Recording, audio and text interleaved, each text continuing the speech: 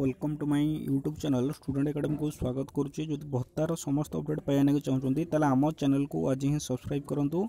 पाखे bell icon को देवी on notification on करदे जहाँफल भत्तार समस्त अपडेट सर्वप्रथम पाइपर। जो व्हाट्सएप ग्रुप रे जॉइन होना डिस्क्रिप्शन बॉक्स गोटे व्हाट्सएप लिंक दिखाई से लिंक को क्लिक करके आप व्हाट्सएप ग्रुप रे जॉइन हो पारे। वीडियोटी को अधिक अधिक मात्रा शेयर करदे।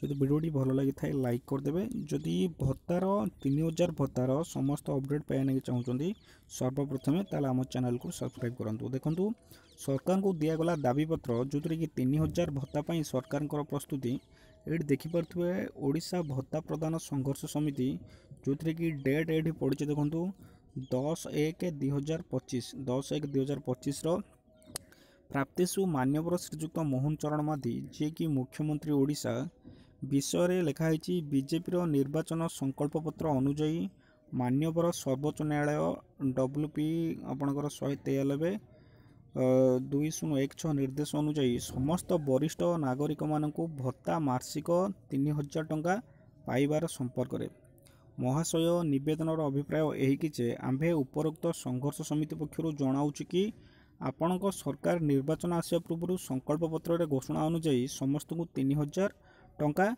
जितेबाला निर्वाचन आसला निर्वाचन पूर्व से संकल्प पत्र कहला कि मासक समस्त को 3000 टंका किंतु जो मानकर 80 वर्ष ऊर्ध्व आउ 80% भिन्नक्षम अच्छा से 3500 टंका संकल्प पत्र दुईटी थिला गोटे थिला 3000 आउ गोटे थिला 3500। गत जनवरी 3 तारिख 80 वर्ष ऊर्ध्व और 80% स्वल्प संख्यक भिन्नक्षम हिताधिकारी चलित मास 3500 टंका प्रदान निमंते सरकारी भाव प्रकाश करा एठारे सूचनायोग्य दुख और परितापर विषय आकाश छुआ दरदाम वृद्धि जो बहु संख्यक हिताधिकारी 1000 टंकार परिवार चलाउथुवा कष्टकर हो पड़ी और 2016 वरिष्ठ नागरिक मानक द्वारा मान्यवर सर्वोच्च न्यायालय होइतिबा रिट पिटिशन अनुजाई समस्त वरिष्ठ नागरिक हिताधिकारी मानक सर्वनिम्न 2000 टंका भत्ता प्रदान नेबापी भारत सरकार को निर्देश दिया।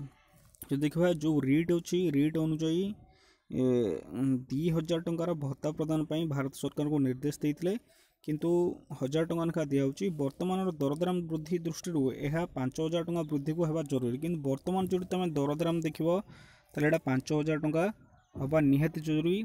एणु आपण दृष्टिगोचर करुछु कि बहु संख्यक उत्तराधिकारी मानक जीवन जीविका को आखि आगे रखी तथा आपण संकल्प पत्र अनुजाई पुनर्बार समस्त को 3000 टंका भत्ता चलित मास मध्य प्रदान करने को अनुरोध। किंतु जो चलित मास आसूची चलित मासरे जेहेतु 3500 टंका लेखा भत्ता मिल तेणुक 3500 सहित ये जो 3000 टंका भत्ता प्रदान करने को अनुरोध।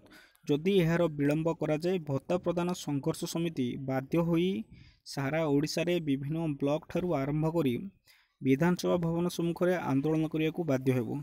जदि एटा विलंब हुए ताहले आगु को स्ट्राइक जारी रहिबो। ब्लॉक ठारू विधानसभा पर्यंत सम्मुख में आंदोलन करने को बाध्य हेबु।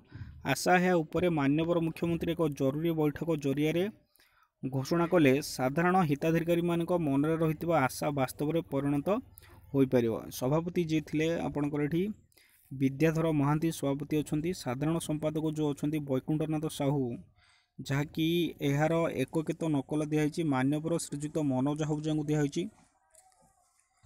मुख्य शासन सचिव जी अच्छा सहित मान्यवर मंत्री श्रीजुक्त नित्यानंद गंड अच्छा सामाजिक सुरक्षा और भिन्नक्षम सशक्तिकरण ओडिशा आपणक गोचरार्थे जनाऊँ। मनोज आहूजा को दिखाई पत्र ता सहित जो नित्यानंद गंड जी की मंत्री अच्छा सामाजिक सुरक्षा भिन्नक्षम सशक्तिकरण मंत्री जी अच्छा भी यहाँ आपणकर नकल दिखाई। तेणुक जहाँकि जमापड़ी जदि दुईटा संकल्प पत्रु जदि आप 3500 टंका को डिक्लेयर कले 3000 टंका कहीं डिक्लेयर करना जदि 3000 टंका डिक्लेयर न करती आगू को स्ट्राइक जारी रही। इनफॉरमेशन। Thank you.